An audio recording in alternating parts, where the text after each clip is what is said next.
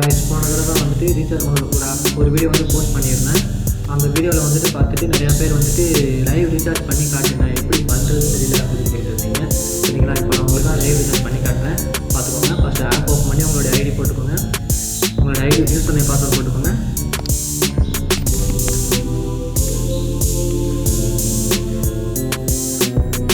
Login பண்ணிட்டீங்க அப்படின்னா interface இப்படி தான் இருக்கும். உங்களுக்கு 00 இருக்கும். இப்போ நீங்கள் அமௌண்ட் இருக்கிற அப்போ நீங்கள் அடிக்கிறீங்க அப்படின்னா ஆட் பண்ணி பண்ணுவீங்க. உங்களுக்கு இந்த இடத்துல ஆட் பண்ண அமௌண்ட் இதில் இருக்கும். சரிங்களா, இப்போ வந்து நான் உங்களுக்கு காட்டணுன்றதுக்காண்டி கமிஷன்ஸ் எவ்வளோ கிடைக்குது அப்படின்னு சொல்லி காட்டணுன்றதுக்காண்டி உங்களுக்கு நான் வெறும் 79.77 பைசா தான் வச்சுருக்கேன். இந்த அமௌண்ட் நோட் பண்ணிக்கோங்க.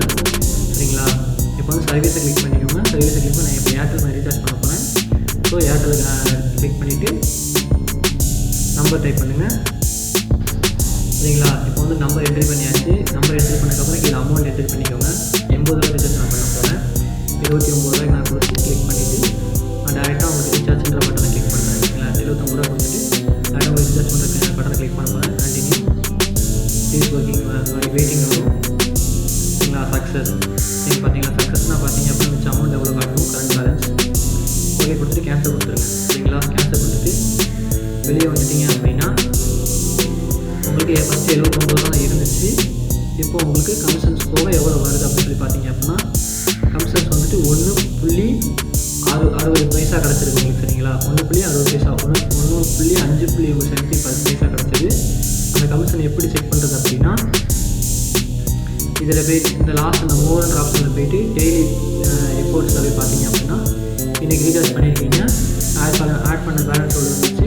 சரிங்களா, ரீசார்ஜ் பண்ணியிருக்கீங்க, உங்களுக்கு வந்து 1.580 உங்களுக்கு வந்து கமிஷன்ஸ் கிடச்சிருக்கு. சரிங்களா, எதனால் உங்களுக்கு கமிச்சு அப்படின்னா ஏர்டெல்லில் மட்டும் உங்களுக்கு அமௌண்ட் கம்மி.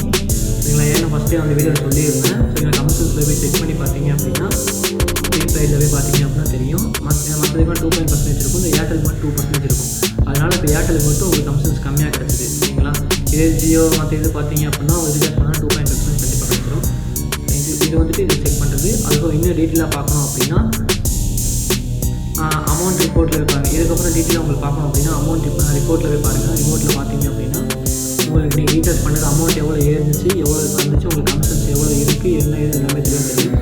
சரிங்களா, இது வந்து நான் இதில் போட்டுவிட்ட அமௌண்ட்டு. சரிங்களா, உங்களுக்கு வந்து பார்த்தீங்க அப்படின்னா பேலன்ஸ் வந்து எவ்வளோ 79 ரூபா 79 ரூபா இருந்துச்சு.